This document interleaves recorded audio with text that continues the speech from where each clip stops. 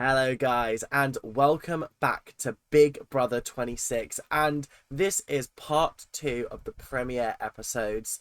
I gotta say, the first episode was enjoyable. I did have a good time, and this episode just increased that enjoyment even more. We got to meet the final 8 housemates, and also got to watch them compete in an upgrade and downgrade competition, which will decide whether they get superpowers or whether they get severely downgraded in the competition. So if you guys are excited to stick around for this series, I will be making series all summer long on this show. So make sure to like, comment, and subscribe, doing all them YouTube things that you guys do really, really well. Send me your thoughts, feelings in the comment section down below. Don't go spoiling past seasons. Remember, I've only seen 2, 3, 4, 24, and 25. And then obviously 26 now. So my spoilers for other series are very, very minimal. But thank you guys. Let's get into the episode now. So the first person that we're going to be talking about is Quinn. Now, Quinn is a very interesting person. He has got huge hair. Like Cameron, but longer. Is kind of crazy. Like, I thought Cameron had some wild hair last year, but this guy, even more crazy. He also seems to be very, very interesting and quirky. He seems quite funny, which is nice. I feel like he's going to provide some cool confessional moments. Also, the confessionals this series, I don't know why, but like so many of them are like this, up against the camera. They're like, oh my god, this is how I'm doing it. I'm like, why are you so close to the camera? Please move back so that I can see everything. Please, you're too close. It's so jarring. So yeah, that was very, very interesting. And then we had more information about him. He played Crash at school. Crash, if you don't know, symbols. That's what we call it over here. We call it the symbols. And he also holds the world record for standing on one leg whilst blindfolded. And I was like, how long is that? Because surely it must be a long time. Surely it must be a long time. But yeah, Quinn seems very, very interesting. I'm excited to see more throughout the series from them. But yeah, I'm excited. Let's get on to the next person, shall we? So, Brooklyn was up next, and Brooklyn seems to be a little bit of a spicy cupcake. Her words, or rather her husband's words, not mine. I think she seems quite interesting in the sense of like, I think she's going to bring some fire, but I also feel like she might be a strategical mastermind. I could be completely wrong. In a couple of weeks when she goes home, I could be absolutely eating my words right now, but she is a pageant coach. She's apparently half Cherokee, half British, like Black British. I think that's what she said at least. That would make sense. And she just seems like a fun, enjoyable presence on the show. Like, I don't have any problems with actually anybody so far. I think they're all kind of quirky. They're all kind of fun. I'll probably grow to dislike and love some of them. But for now, they're all kind of on an even playing field. The only one that's like miles ahead of everyone is Angela. But that's just because she's so sweet and I love her. But yeah, Brooklyn seems nice. I feel like she's going to bring some good drama this series, which I'm excited for. So yeah, I'm happy with this addition. So up next we have Matt. Matt describes himself as an urban cowboy. Oh, I'm so sick of these urban cowboys. Because it's one of these things that they're always like, I'm an urban cowboy. And then it like never gets brought up again throughout the whole series. And you just stand there like, so what was the whole point of that? He has a Filipino mother, which means he's of Filipino descendancy? Heritage? Is that the word I'm looking for? I don't know. He is very single and ready to mingle. He made sure to add the very. He seems fine. A bit plastic, if I'm being honest. I'm not seeing much personality from him, but he seems like cool. He seems calm. I'm still kind of over them casting that age bracket for like the whole show. I would love it if there were more 30s, 40s, 50-year-olds that competed in this rather than like 20 somethings. I could be wrong. He could be in his 30s, but he looks like he's in his 20s. So yeah, I don't know. He just seems like another guy on the show. Do you know what I mean? Like there's no distinction between him. Like if you look at Quinn, Quinn is unique. He's interesting. He's cool. Matt isn't. Yeah. Let's move on. Talking of quirky, fun people, Lisa's up next, and Lisa is a celeb chef. I gotta say, Lisa strikes me as the kind of person that is going to be leading yoga sessions in the house. She's gonna try and be everyone's best friend, and then people are gonna realize that she's everyone's best friend and get rid of her. I do like her. I think she's really, really lovely. She loves beaches. She loves being in her bikini bathing suit. Bathing suit is such a weird way of saying like swimwear. It's always made me feel like, what? I don't get it. But I think that's just like different terminology used in America. And she's also a vibe curator, and I gotta say, she's curated the vibes, and the vibes are good. I gotta say, I do like her vibe. It is very fun. It is very cutesy. I like the fact that she's got like little things in her hair. It's cool. I like her. She's nice, but who knows where she'll be by the end of the competition. She might win it for all we know. She might. So Leah is an entrepreneur as well as a cocktail waitress, and I gotta say, I was like, entrepreneur. Pray tell me what you're entrepreneuring, because I've watched enough of The Apprentice, and by enough I mean a season. So I feel like I'm qualified to tell you what's a good business venture and what's not. She runs an underwear business, which is kind of genius. I won't lie. Underwear is something that everybody needs or wants, I guess. But yeah, I think that's a great idea. And the underwear looked nice.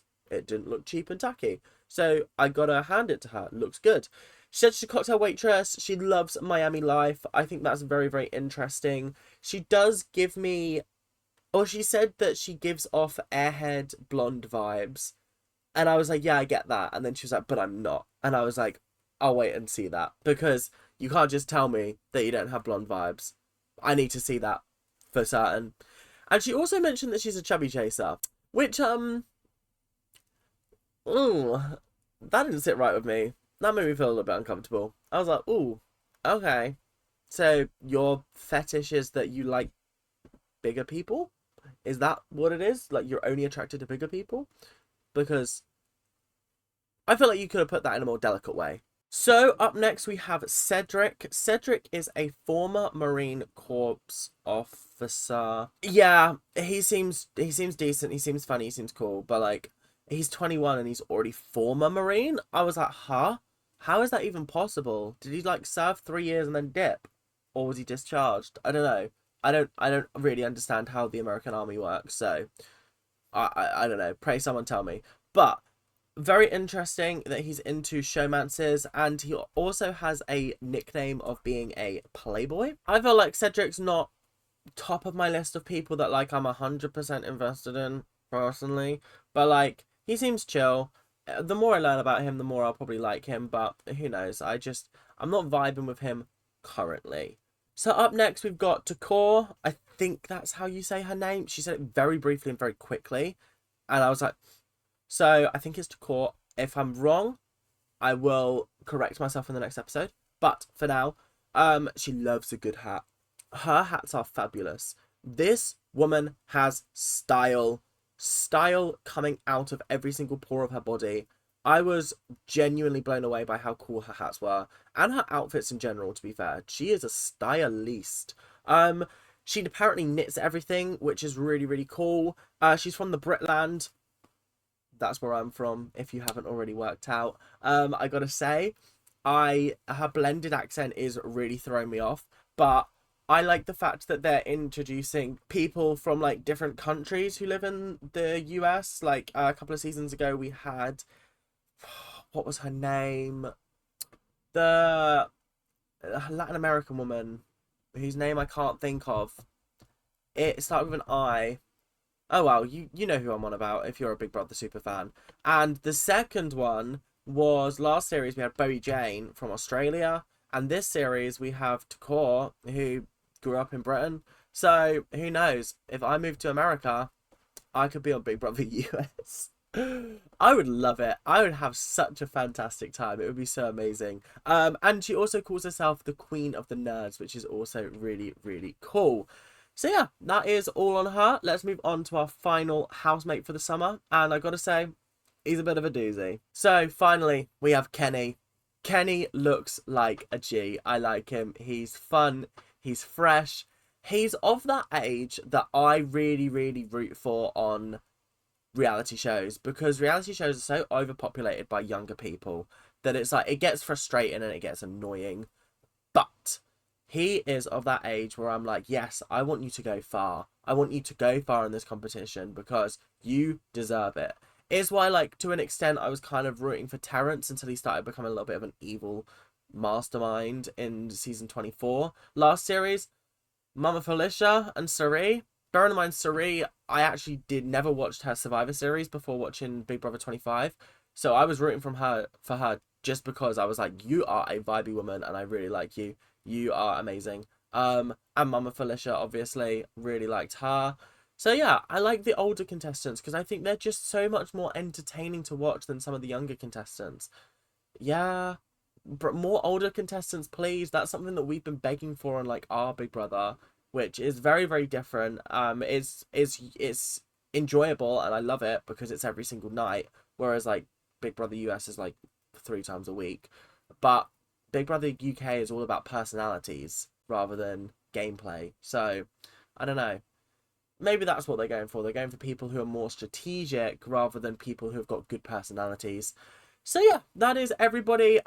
He is an undercover DEA agent. He lost his brother to drugs and he wants to be the dad figure so that people trust him. I think it's a very smart plan. So yeah, good luck, Kenny. I wish you luck. So, immediately going into the house, Cedric clocked Kenny's tattoos. Obviously, Kenny's going to be lying about the fact that he is an undercover police agent or that he even works for the police at all. And Kenny clocked his tattoo, which either meant that he was part of the Marine Corps or he was a police officer, which I found very, very interesting. Cedric actually might be a little bit more astute than I thought he was. But going into the big AI twist, they did the same old spiel like, oh, my name is Ainsley. Please let me in. I'm a surfer. Oh my god. Yay. But this time, there was a much bigger divide between the two votes. I gotta say, I was kind of surprised because 6 people voted no, only 2 people voted yes. And obviously, knowing the twist, we were like, no, you fools, you've damned yourself. No! And it actually made me chuckle so, so much. It was really, really funny. So the people who voted yes were Leah and Quinn, and the people who voted no were Brooklyn, Matt, Lisa. Why have I got Kendrick? Oh no, that says Cedric. I'm just not able to read. Takor and Kenny. They were the people who voted no. Yeah, honestly, I'm not surprised. I said in the previous episode I feel like I would have voted yes, which actually would have worked out well for my game. But I just don't see any downside to bringing another player into the game, especially right at the start, because you know the game's going to throw loads of bullshit your way, so having another person on your side is just going to help you out. So, first of all, let's talk about the upgrade competition. The upgrade competition was all about plugging different computer chips into the wall in the quickest time, I guess. But the room was like gyrating, so it was like throwing you backwards and forwards. It was actually quite a cool challenge to watch. Quinn and Leah actually did very, very well, and they were very close to each other. There was only about 10 seconds in it. But unfortunately, Leah did lose and Quinn did win his upgrade competition, meaning he is going to be getting a super secret ability, which I gotta tell you, we'll talk about it later, but it could change the game, which day one is always a good power to have. So, bringing us on to the downgrade competition. The downgrade competition I thought was really, really tough. They had a minute to move these little discs along like you know, those like sort of not mazes, but you know the metal things where you have to like thread the loop around, and if you touch the metal with the metal hoop, then it like buzzes and you have to go back to the beginning. It was like that, but using your face to move it around the course, and every time it slipped and dropped, then you have to start again. It was that kind of thing. It was hard. Not a single person finished the challenge, which is kind of crazy. I was kind of blown away by that. But they only had a minute to do it, to be fair. And also, it was then about who got 2 out of the 3 the quickest. So Brooklyn, Takor, Matt, Lisa, Kenny, they were all fine. Cedric was actually the one that lost this challenge because he was the slowest to get 2 of them in their places. So before the end of the episode, we did find out what the punishment was for Chelsea and Cedric. They met each other, the 2 halves. I felt like they actually did the split premiere very, very well because it doesn't feel like there are any formed alliances as of yet. It feels like they did it all within like an hour or 2. So there wasn't that much time for people to be talking within the challenges, if you get what I mean. But Chelsea and Cedric did lose their respective challenges, so therefore they have become Big Brother AI mascots. And I was like, oh, that's a really shit punishment. All they got to do is just rest up and be stupid. But then I found out that they can't play in the HOH competition. They can't play in the veto challenge. And they also cannot vote. So essentially, they're just placeholders for this week. But do you want to know the really shocking twist? Yeah, they can still be nominated. That's kind of crazy. But that does mean, what do the winners get? Well, the winners are going to be getting one of 2 things. One of them is going to be getting the deep fake HOH. And the other one is going to be getting America's veto. Now, what on earth could these possibly be? Honestly, I don't know. I have no idea. These are all new things. I don't think I've seen them before. I'm very, very interested. I just got to wait until Sunday to find out. Do you know what I mean? So, without much further ado, guys, that is it for the episode. Thank you guys for watching. I hope you guys have enjoyed. And make sure to like, comment, and subscribe, doing all them YouTube things that you guys do so well. If you guys are loving the series and loving my recaps and my reviews, I hope you do, because I would love to keep on making them. I'm going to be watching it all summer long. Might as well make some content off of it. So make sure to spread your word. If you are enjoying Big Brother, watch it with your family. Watch these videos with your family. Do it. Why not? But yeah, thank you guys for watching. See you guys later. Keep on ranting. Bye now.